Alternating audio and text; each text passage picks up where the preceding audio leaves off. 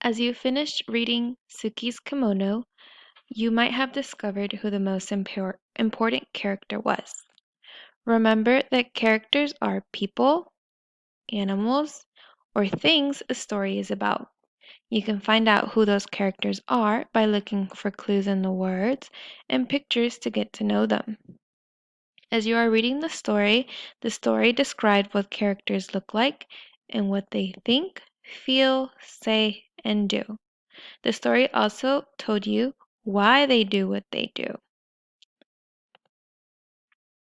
So we have already reviewed that characters in the story are the peoples, animals, or things the story is about.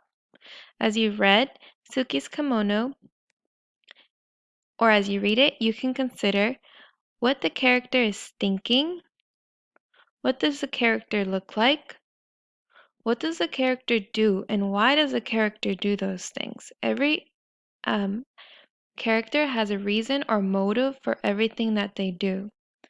What was the character like? And how did the character feel? So was the character happy, sad, angry, mad? Those are feelings that the character could have felt in the story.